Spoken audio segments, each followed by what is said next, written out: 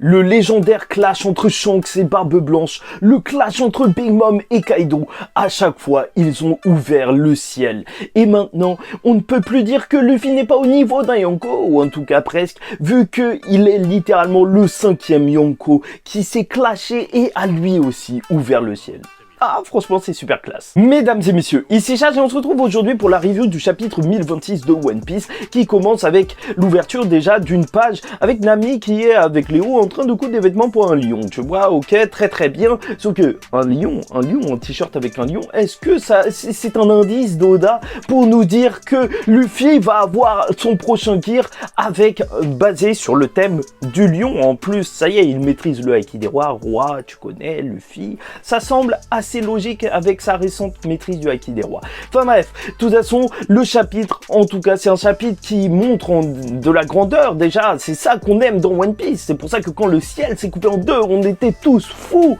Et surtout, en plus des grands combats, et tu sens vraiment que t'es sur un véritable champ de bataille. On a un petit retour sur la capitale des fleurs qui est en train de fêter, ça y est, le festival, alors qu'en réalité, Onigashima est tout en haut caché dans les nuages. Et tu vois que même Otoko, elle est contente et tout. Elle est avec Tengoku, je crois, il s'appelle comme ça, Tengomaru, je sais plus. Et il se rappelle quand Otama est parti et il s'inquiète pour elle. Enfin bref, de toute façon, tout va bientôt partir en cacahuète et quand ils vont découvrir ça, ça va être la panique. Il y a le grand rapport à l'équipage de Kaido qui est fait. Un dragon mystérieux est arrivé en face de Kaido, Luffy est dessus. Et c'est Yamato qui retenait Kaido, tu vois, déjà juste pour t'introduire un petit peu la situation. Et là, ça y est, Kaido, il attend pas. Pour bref, sur Mononosuke qui, lui aussi, doit le lancer parce que Luffy, son dresseur Pokémon, lui dit de lancer, sauf qu'il n'y arrive pas. Et Luffy attaque avec son gear. Tu vois qu'il est toujours aussi efficace, comme quoi la forme de dragon de Kaido est très efficace pour faire d'énormes dégâts, mais il peut se faire patater facilement par un gros singe. En tout cas, Luffy lancera son Mononosuke pour qu'il lâche son attaque morsure, et même si au début il va hésiter en se souvenant de tout ce qui s'est passé, et en même temps il en a des choses contre Kaido, c'est normal qu'il va essayer de faire ça. Il a vu ses parents mourir à cause de lui, les samouraïs mourir, même il a été lâché dans le vide alors que son père se foutait de sa gueule, mais oui, enfin que Kaido se foutait de la gueule de son père, mais oui, c'était beaucoup trop, et donc il l'a fait, il le mord de bon cœur, tu vois. Mais Kaido là, quand il s'est retourné, je sais pas si tu as senti, moi je l'ai senti là, il s'est retourné, il a fait: tu joues à quoi gamin? J'ai eu peur. Heureusement que lui, il était là, il a pas lâché. Moi, j'aurais lâché, j'avoue. Et alors que t'as Yamato qui va dire: écarte-toi et tout, fais gaffe. Bah là, tu vas avoir Luffy qui est dans une autre dynamique. Au lieu de protéger Mononosuke, là, il le montre clairement. Lui, il le poussera à se dépasser et il va le protéger en foutant une grosse droite dans la tête de Kaido. Et en lui disant: continue, bien joué. Bon, bref, en bas, il y a Ino Arashi et Neko Mamushi qui sont au sol. Et on apprend qu'ils auraient gagné s'ils avaient réussi à garder leur forme sous longue, sauf qu'avec les nuages de Kaido, tu vois, avec le dragon et tout, ça a caché la lune et ça fait qu'ils sont plus en forme sous longue. Et déjà, je trouve ça assez intéressant parce que, ouais, pour affronter un sous longue, suffit juste de cacher la lune quand ils sont en sous longue. C'est à la fois compliqué et à la fois assez simple. Enfin, en tout cas, retenons-le, même si les mix ne seront jamais des ennemis pour nous. Au passage, à ce moment, la forme de Jack, elle est assez mystérieuse. De dos, on dirait qu'il est un petit peu en forme centaure, un petit peu comme Black Maria. Et c'est vrai que c'est bizarre, parce qu'une forme hybride, normalement, ça doit pas ressembler à ça. Là, ça ressemble vraiment à un smile. C'est bizarre, on dirait même qu'il a deux formes hybrides. Après, en même temps, vu que Chopper, il a plusieurs formes, lui, de base, sans utiliser un Rumble Ball, donc peut-être que c'est possible pour tout le monde aussi. Et oui, ce que j'ai beaucoup apprécié lors de ce chapitre, c'est que tu sens vraiment que tu es dans une guerre parce que les événements, ils ont des répercussions même sur les autres champs de bataille et tu sens vraiment que tu es dans un événement qui est véritablement grand. Parce que Luffy, il est pas bête, il va dire à Mononosuke: bah t'as pas à avoir peur, ça y est, maintenant t'as mordu un Yonko, tu peux avoir peur de quoi?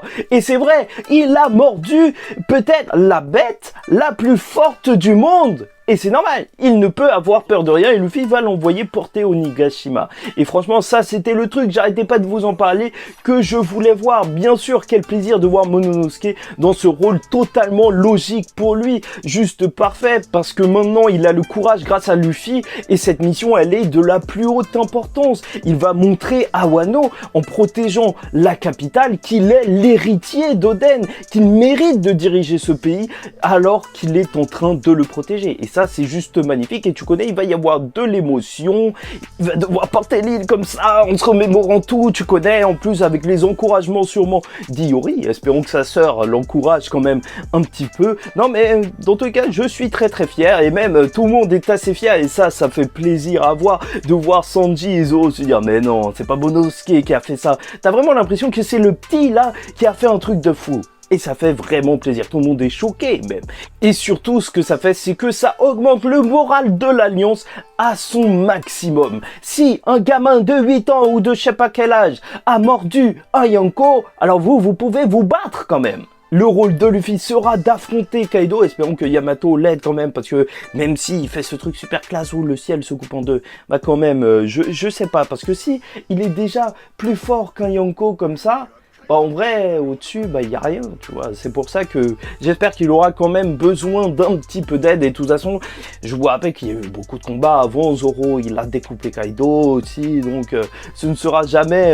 Luffy est beaucoup plus fort que Kaido. Ce ne sera jamais à comptabiliser comme ça. Mais en tout cas, cette scène était super classe. Et surtout, la mise en scène d'Oda avec le mec qui est en train de faire le rapport qui dit « Non, il se clash et le ciel s'effondre !» Tu vois que tu sens la puissance, tu sens que c'est incroyable, que même les gens ne peuvent pas regarder ce combat car ils ne sont pas dignes. Et grâce à ça, en ouvrant le ciel, c'est là que je te parlais de répercussions sur d'autres champs de bataille. Bah Nekomamushi et Inuarashi peuvent terminer leur adversaire en voyant la lune. Bon, c'est dommage, Jack, on l'aura pas trop vu, même dans sa forme hybride. C'est vrai que c'est assez décevant pour un Okanban, mais en même temps, là, t'arrives à un moment de One Piece où il y a tellement de personnages incroyables. Oda, il a choisi de se concentrer sur les Mugiwara, de leur laisser beaucoup de chapitres pour montrer leur combat, et c'est peut-être mieux ainsi. En même temps, à Marineford non plus, on n'avait pas vu tous les combats, il fallait s'y attendre. Bon, bref, maintenant il faut dire qu'il ne reste plus que 2 gros morceaux chez Kaido, et c'est vrai que c'est choquant, même Orochi il est choqué. Oui Orochi, oui, je dis Orochi, parce que Orochi était là à la fin, et il regardait. Bon, et là on peut se poser la question, qui va tuer Orochi? Parce que c'est vrai que Iori, en soi, je pense qu'elle a le niveau pour le tuer, vu tellement il est faible. Mais bon, je ne suis pas sûr de ça. Ou peut-être même qu'il sera pardonné, parce que l'histoire de sa famille est assez mystérieuse. En tout cas, c'est vrai que on peut se poser la question sur comment le tuer, parce que même s'il a le fruit du Yamato no Orochi, bah peut-être que c'est plus lié à l'hydre où il faut lui couper ses 8 têtes, parce que c'est vrai que ça avait été montré que Kaido en a tranché une, les fourreaux 6, donc il en resterait une dernière.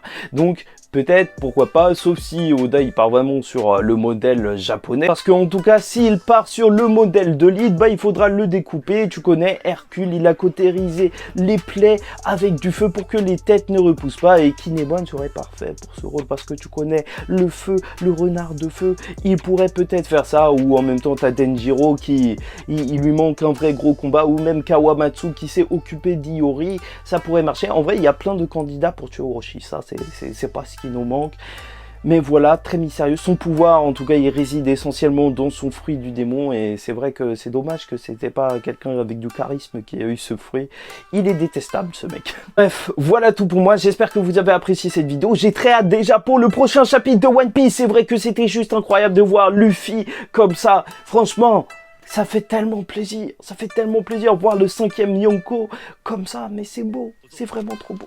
Bon, n'hésitez pas à liker ou disliker la vidéo si ça vous a pas plu, commentez, donnez-moi votre avis en commentaire, qui va affronter Orochi. Est-ce que vous êtes déçu pour Jack qui aura eu un mini combat ou pas, ou est-ce que vous trouvez ça normal vu qu'il n'y a pas forcément le temps de traiter de tout le monde? N'hésitez pas à vous abonner car chaque semaine on parle de One Piece, et en attendant la semaine prochaine, je vous dis ciao tout le monde, et surtout, paix sur vous.